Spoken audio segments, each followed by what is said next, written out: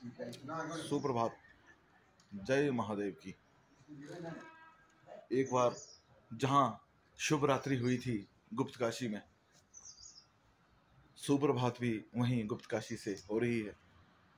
समय अभी हो रहा है लगभग 5:30 बजे का और दिन है 28 अक्टूबर 2023 का। कुछ इस तरह की तैयारियां हैं आगे चलने की।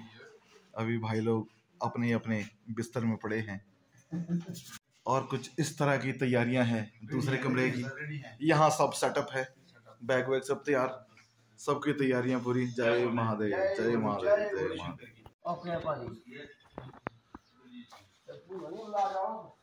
और ये कुछ नज़ारा है हमारे वाले कमरे का। अभी सारा सामान इधर उधर बिखरा पड़ा था, तुरंत पैकिंग। गाइस तैयार बिल्कुल चलने के लिए। Let's move. सामान की पैकिंग हो रही है गाइस। यहाँ जो सामान हम शाम को नीचे ले गए थे वही वापस अब गाड़ी में पैक होने जा रहा है। ये रास्ते में खाना बनाने के लिए पानी की व्यवस्था की गई है।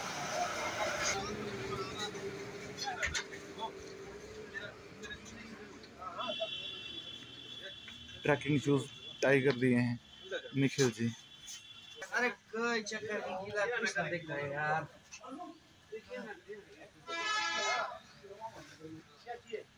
पहले कुछ मुझे रहा है। राइट, जय मां। वाहन की चेकिंग करना भी ज़रूरी है ताकि जो वाहन हमें यहाँ तक लेके आया उसका स्वास्थ्य ठीक है या नहीं, आगे भी ठीक रहे तो हमें वो गंतव्य तक पहुँचाएगा। जब हम अपने स्वास्थ्य का ध्यान रखते हैं तो रूटीन में हमें अपने वाहन के स्वास्थ्य का भी ध्यान रखना चाहिए। और इसी बीच हमारे बंटी भैया यात्रा पर निकलने के लिए तैयार, अपनी गाड़ी में बैठते हुए। और ये यात्रा शुरू हो चुकी है इनकी। जो गाइस, जय महादेव, जय महादेव, जय महादेव। कुछ देर चलने के बाद अभी हम पहुंचे हैं रुद्रप्रयाग। तो रुद्रप्रयाग में हमारी जो टीम थी वो थोड़ा सा आगे चली गई है। तो उनका फ़ोन आया था कि हम सुटेबल प्लेस देख के थोड़ा चाय या ब्रेकफास्ट का इंतज़ाम कर लेते हैं। तो हमसे कुछ सामान मंगाया है, डिस्पोजल प्लेट्स एंड दही वगैरह कुछ, वो हमने ले लिया है। तो अभी जो मेरे टीम पार्टनर्स हैं जो मेरे साथ है कार में, वो गए हैं ATM, शायद उनको पैसे वैसे निकालने हैं। ये रही मेरी टीम ATM से आती हुई। तो हम खड़े हैं रुद्रप्रयाग बाज़ार में।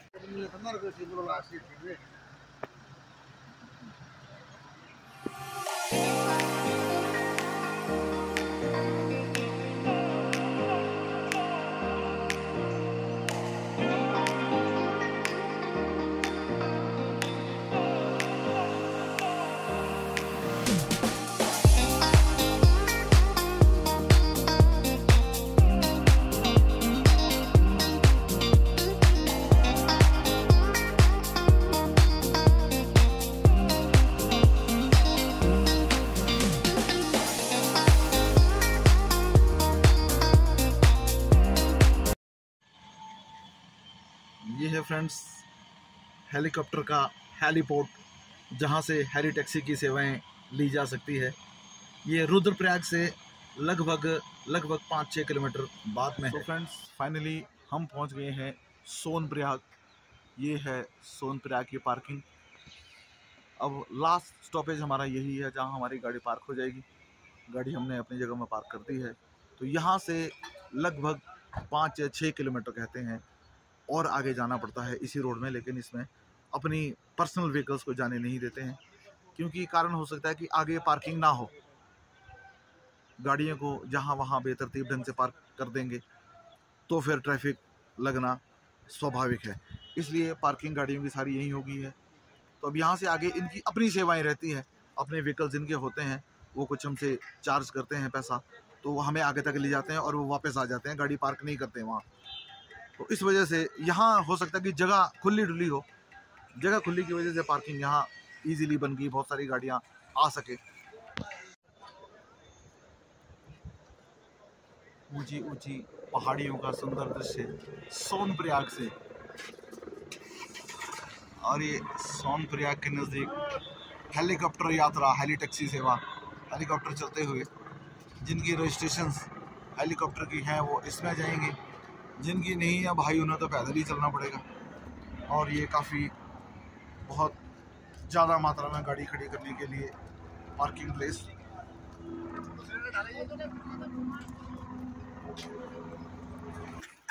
और ये देखिए सभी श्रद्धालु का नाश्ता का यहाँ पे नाश्ता ग्रहण करते हुए सभी लोग, सभी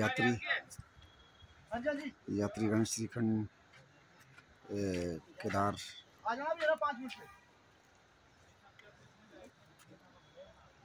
ये देखिए सभी श्रद्धालुगण यहाँ नाश्ता करते हुए, ये हमारे परिवहन सर है। पार्किंग प्लेस से पैदल यात्रा की ओर प्रस्थान करते हुए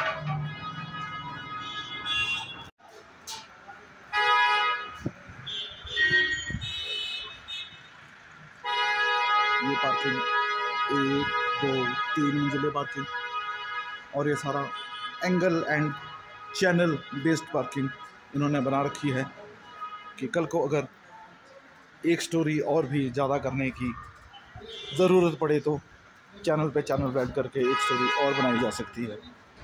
ये सोच से शायद इन्होंने चैनल वाली पार्किंग बना रखी है।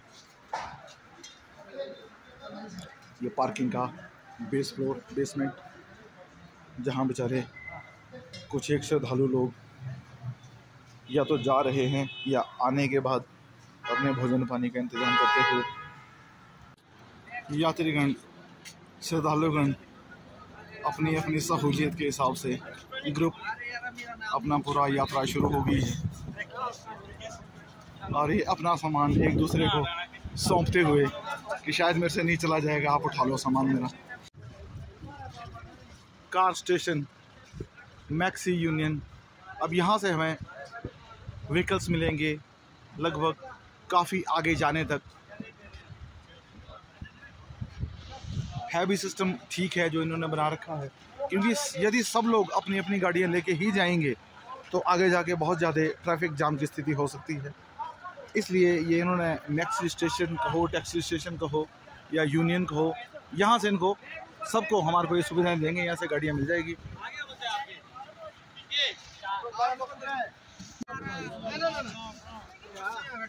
अपनी अपनी कंपनी अपनी अपनी दोस्ती के हिसाब से सब लोग वाहन में बैठ रहे हैं, अपनी अपनी सीट पक्की कर रहे हैं, और कोशिश यही रहती है कि एक जो हमारी कंपनी आई है वो एक साथ एक ही वाहन में जाए।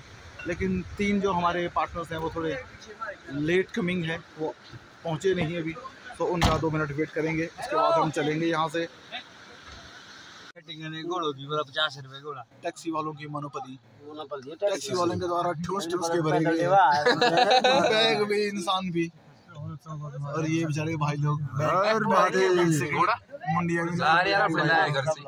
4 और 5 9 और 3 12 लोग और एक ही गाड़ी में।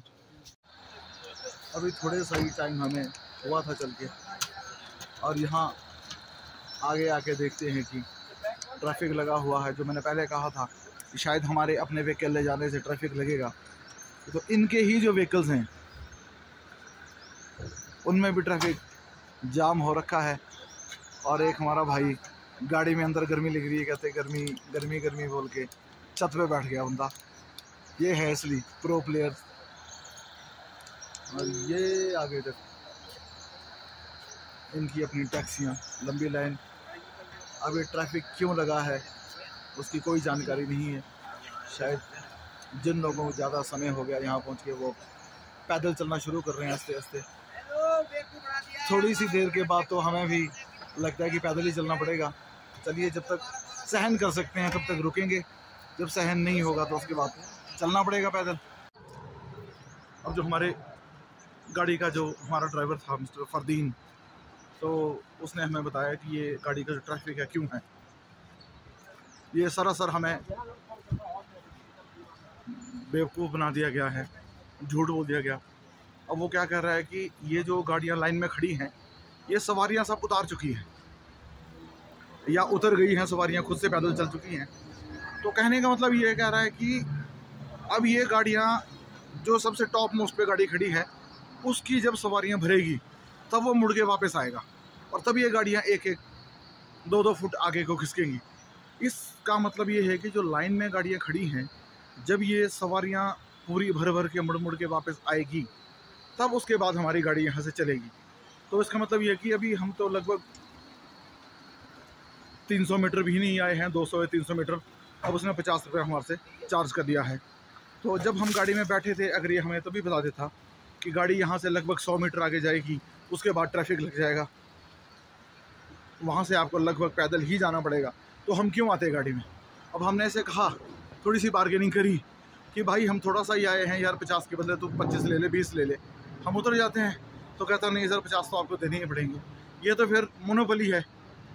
पहले हमें नहीं बताया, पहले हमें झूठ बोला कि आपको आगे तक छोड़ेंगे, अब यहाँ ट्रैफिक लग गया। तो अब हम लोग तो उतर गए हैं, मैं थोड़ा सा आगे आ गया। मेरे जो बाकी पार्टनर्स हैं वो शायद जीप वाले से कुछ बातचीत कर रहे हैं, कुछ बार्गेनिंग हो रही है। मानता है तो ठीक है, नहीं मानता है तो ना सही। अब हम इतना वेट तो नहीं कर सकते, हमें चलना तो पड़ेगा पैदल। वेट करते रहे तो फिर हम यहीं के यहीं रह जाएंगे। ये वो गाड़ियाँ जो एक एक गाड़ी सवारियाँ भर भर के वापस आ रही हैं, तो जब ये गाड़ियाँ वापस आएगी जब ही दूसरी गाड़ियाँ जाएगी यहाँ से ऊपर। ये लंबी सी कतार, आपको मैं कैमरा थोड़ा सा जूम करके दिखाता हूँ, वो आगे तक इतनी लंबी कतार है। जब ये गाड़ियाँ सवारियाँ भर के मुड़ के वापस आएगी तभी हमारी जीप जो बहुत पीछे खड़ी है वही आगे जा पाएगी। तो इससे तो बेहतर यही है कि पैदल ही चला जाए। जब आगे भी पैदल ही जाना है तो यहाँ से आगे हम पैदल क्यों ना चले। टीम पार्टनर्स की कुछ होगी बातचीत, या वो नहीं माना तो पूरे पैसे देके। लेकिन अब सभी श्रद्धालुगण जो हम साथ हैं, एक झुंड में, एक टीम में, एक एक करके सभी पार्टनर्स मेरे आ गए हैं। तो चलिए मैं भी इनको ज्वाइन करता हूँ, इनके साथ साथ चलता हूँ। तो क्या बार्गेन हुई, माना कि 50 ही दिए? ओके निखिल जी, माना कि 50-85 दिए? 50 ही लिए।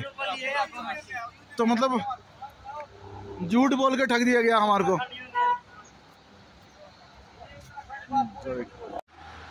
बहुत ऊंचे ऊंचे पहाड़, एकदम सर के ऊपर, तरंडा वाला फील।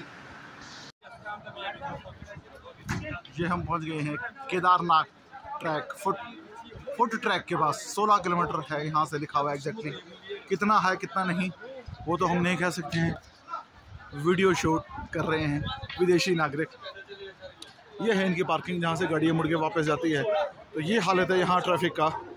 अब जब ये गाड़ियाँ यहाँ से निकलेगी, ये पार्किंग प्लेस खाली होगा, तब ये गाड़ियाँ इसमें जाएगी और मुड़ के वहाँ से फिर इनका रूटीन में नंबर लगेगा। तो अभी तो निचली वाली पार्किंग में ही इतनी गाड़ियाँ खड़ी है।